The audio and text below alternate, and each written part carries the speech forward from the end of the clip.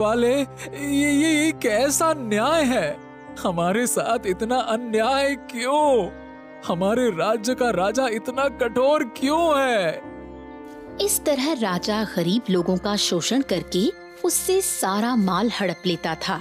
राज्य में सभी लोग राजा से परेशान थे। महाराज, हमारा विवाह हुए कई वर्ष हो गए, लेकिन अभी तक हमें संतान का सुख नहीं मिला है। हाँ महारानी, हमें भी ये चिंता सता रही है कि हमारे राज्य का अगला उत्तराधिकारी कौन होगा। पता नहीं महाराज, हमारे भाग्य में संतान का सुख है भी या नहीं। मैंने कई बार भगवान से प्रार्थना की है, पर अब तक कोई फल नहीं मिला। महारानी, भाग्य और कर्म दोनों ही हमारे जीवन में महत्वपूर्ण भूमिका निभाते हैं। मैं जानता हूं कि तुमने पूरी निष्ठा से प्रार्थना की है, परंतु शायद अभी हमारा उचित समय नहीं है। हमें धैर्य रखना होगा। लेकिन महाराज, क्या हमारी प्रजा भी इसी धैर्य को समझेगी? वे भी तो उत्तराधिकारी की प्रतीक्षा कर रहे हैं। कहीं हम उनके विश्वास को खो न दे। हाँ, मैं तुम्हारी चिंता समझता हूँ महारानी, पर चिंता करने से कुछ नहीं होगा। मैं इसका कुछ न कुछ उपाय जरूर निकालता हूँ। उसी राज्य में मगन अपनी पत्नी के साथ रहता था। मगन बहुत ही गरीब था। मगन छोटी मोटी चोरी करके अपना जीवन चलाता था। आज तो आपको कुछ न कुछ चोरी करके लाना ही होगा। घर में जो भी खाने का सामान था वो सब खत्म हो गया है। मैं जानता हूँ भाग्यवान, लेकिन अब हालात ही ऐसे हो गए हैं कि चोरी करना भी आसान नहीं रहा। अगर आज भी कुछ नहीं लाए तो हमें भूखे पेट ही सोना पड़ेगा। तुम चिंता ना करो। अब चाहे कुछ भी हो, मैं खाली हाथ तो नहीं लौटूंगा, ठीक है?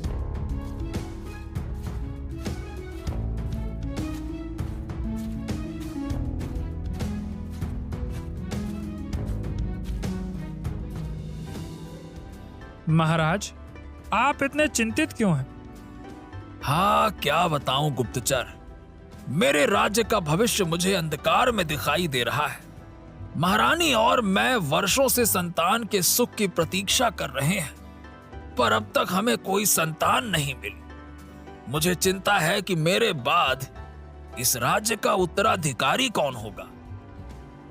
महाराज, मुझे सुनने में आया है कि पास के जंगल में एक बहुत बड़े साधु महाराज आए हैं। कहा जाता है कि वो बहुत सिद्ध पुरुष हैं और जिनके आशीर्वाद से कई लोगों की इच्छाएं पूरी हुई हैं। हो सकता है कि उनके आशीर्वाद से आपको भी संतान सुख प्राप्त हो सके। क्या? सच में? क्या तुम सच कह रहे हो? ऐसे महापुरुष हमारे राज्य में हैं और मुझे अब तक कोई खबर नहीं मिली। ये क्या? जी क्षमा करें महाराज, वो कुछ दिनों पहले ही यहाँ आए हैं। उनके चमत्कारों के बारे में दूर दूर तक चर्चाएं हो रही हैं। वो एक बहुत पहुंचे हुए और सिद्ध पुरुष हैं महाराज। अगर ये बात सच है तो ये हमारे लिए आखिरी उम्मीद हो सकती है। ठीक है, मैं खुद जाकर उनसे मिलूंगा और उनका आशीर्वाद लूंगा। जी महाराज, अगर आप आज ही चलें तो ठीक रहेगा। साधु महाराज कुछ ही दिनों के लिए यहाँ ठहरे हैं। अगर वो यहाँ से चले गए तो शायद बाद में उनको ढूंढना मुश्किल हो जाएगा। ठीक है, मैं महारानी को साथ लेकर आज ही चलूंगा। ये मेरे लिए एक आखिरी मौका है। शायद उनके आशीर्वाद से हमारी समस्या का समाधान हो जाए। फिर महाराज रानी को लेकर साधु महाराज से मिलने के लिए जंगल की ओर निकल पड़े।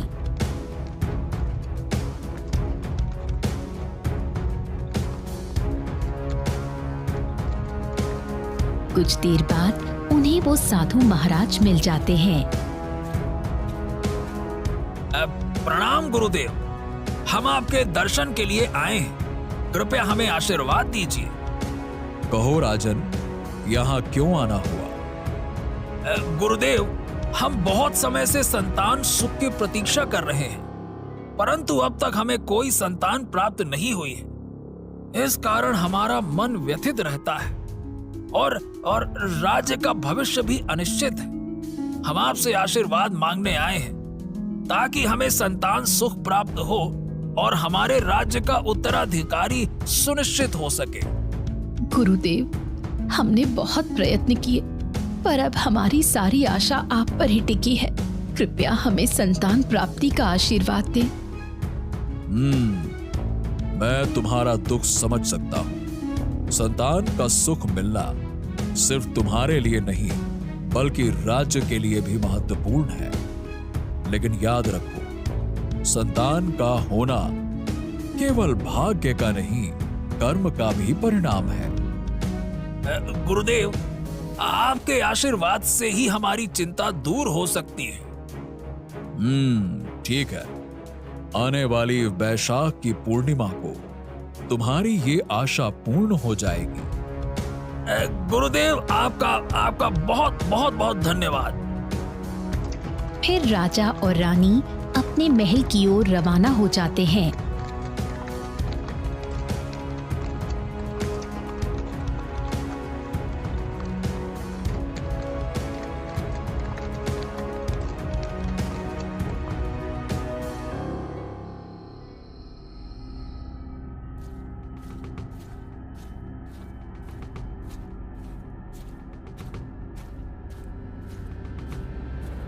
महाराज, आप परेशान मत होइए, अब वैद्य जी आ चुके हैं। मंत्री, हमने इस दिन के लिए कितने सालों से इंतजार किया है। जी महाराज, मैं समझता हूँ कि यह दिन आपके लिए कितना महत्वपूर्ण है।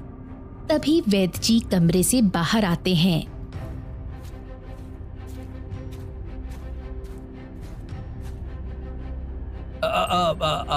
क्या बात है वैद्य जी?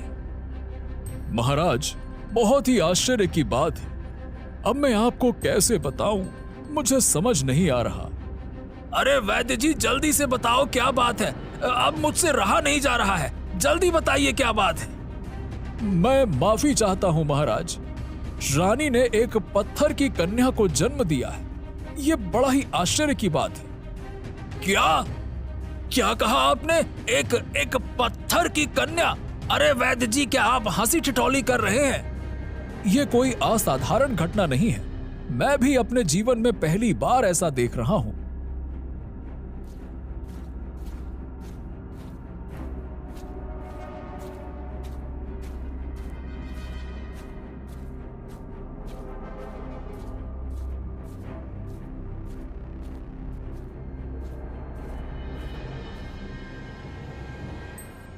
ये क्या? किंतु वैद्य जी, ये संभव कैसे है? वो तो मेरी भी समझ से बाहर है महाराज। ये सब ऊपर वाले की लीला है। मैं और आप इसमें क्या ही कर सकते हैं। जैसे ही रात होती है, मगन चोरी करने के लिए राजमहल में आता है। हाँ, ये गुड़िया बड़ी कीमती होगी, वरना रानी अपने साथ थोड़ी ना रखती। हाँ, चलो चलो, ये ले चलता हूं।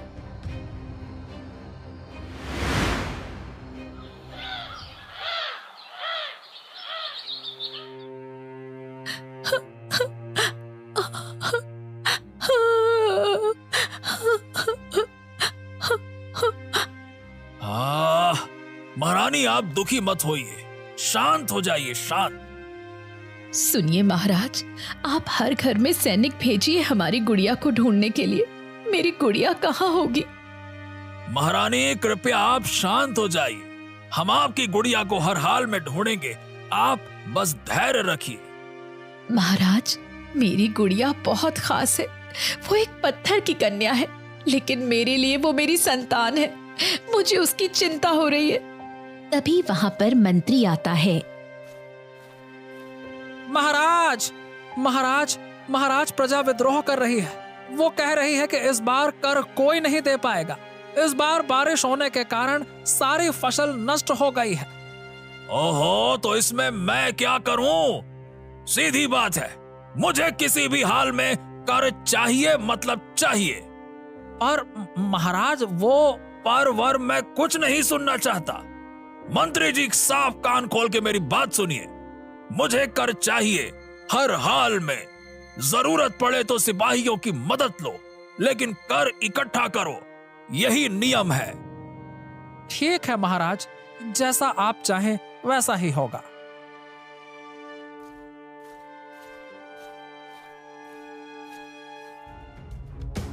अरे ये क्या? ये तो एक गुड़िया है, कितनी सुंदर है। ए जी, सुनते हो? जल्दी यहाँ आइए।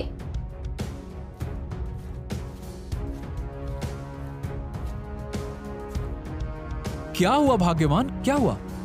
अरे ये बच्ची कहां से आई? वही तो सोच रही हूँ मैं, आप इस बच्ची को चुरा कर लाए हैं? क्या? मैं बच्ची क्यों चुराऊंगा? अरे तुम्हारा दिमाग खराब हो गया है क्या? अरे हम दोनों अपना पेट भर नहीं पा रहे हैं, बच्ची को क्यों लाऊंगा? अच्छा, तो आप चोरी में क्या क्या सामान लाए थे? अरे मैं तो सिर्फ एक मोती का हार और पत्थर की गुड़िया लाया था, बस। इसका मतलब वो पत्थर की गुड़िया ही बच्ची बन गई। महाराज, हमें उस साधु महाराज के पास जाना चाहिए, वो जरूर हमारी मदद करेंगे। हाँ महारानी, तुम्हारी बात बिल्कुल सही है। राजा और महारानी फिर से साधु महाराज से मिलने के लिए जंगल की ओर निकल पड़े।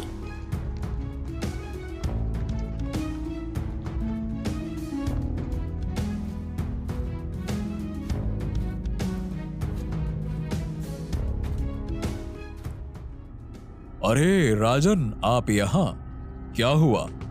फिर कोई मुसीबत आ गई क्या? प्रणाम गुरुदेव, प्रणाम। हम फिर से आपके पास आए हैं क्योंकि हमारी चिंता और बढ़ गई है। मुझे बताइए बाबा, मेरी बच्ची कहाँ पर है?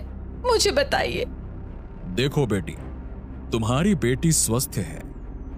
ये आप क्या कह रहे हैं बाबा? वो तो पत्थर की गुड़िया जन्मी थी।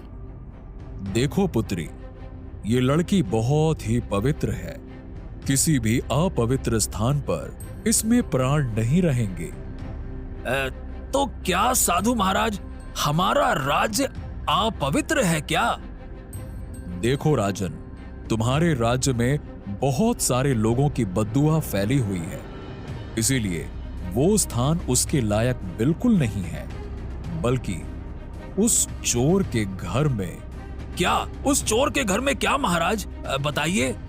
तुम्हारी बेटी चोर मगन के घर में जाकर उसको प्राण मिले हैं। क्या? पर साधु महाराज, ये चोर कैसे पवित्र हो सकता है? वो तो चोर है। उसे एक वक्त का खाना भी नहीं मिल रहा, इसीलिए वो चोरी करता है। पर वो दिल का बहुत साफ है, वो सभी गरीब लोगों की मदद करता है। तो गुरुदेव, अब मैं क्या करूं? जब तक तुम्हारा महल पवित्र नहीं हो जाता, तब तक राजकुमारी को महल में मत लाना, वरना वो पत्थर की गुड़िया बन जाएगी, याद रखना। तो गुरुदेव, आप ही बताइए कि मैं कैसे अपने महल को पवित्र करूं? राजन, पवित्रता बाहरी वस्तुओं और धन दौलत से नहीं आती। तुम्हारे महल की दीवारें सोने की हो, परंतु जब तक तुम्हारे राज्य में अन्याय, दुख और असंतोष फैला रहेगा, तब तक वो अपवित्र ही रहेगा। तो गुरुदेव, मुझे क्या करना चाहिए? राजन, अपने प्रजा का ध्यान रखो। जिनके पास भोजन नहीं है उन्हें भोजन दो, जिनके पास घर नहीं है उन्हें आश्रय दो, और सबसे महत्वपूर्ण, अन्याय और शोषण को समाप्त करो। जब तुम्हारा राज्य न्यायपूर्ण और दयालु होगा, तभी तुम्हारा महल पवित्र हो पाएगा। आपका बहुत बहुत धन्यवाद। अब से मैं कभी प्रजा के साथ अन्याय और शोषण नहीं करूंगा। धन्यवाद।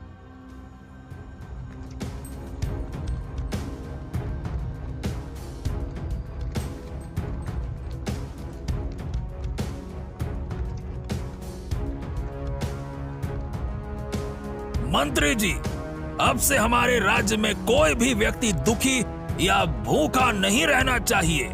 जिनके पास खाने के लिए अनाज नहीं है, उन्हें हमारे महल से अनाज दिया जाए। ठीक है, आज से ये लागू किया जाए। क्या? जी महाराज, मैं तुरंत इसकी व्यवस्था करता हूँ।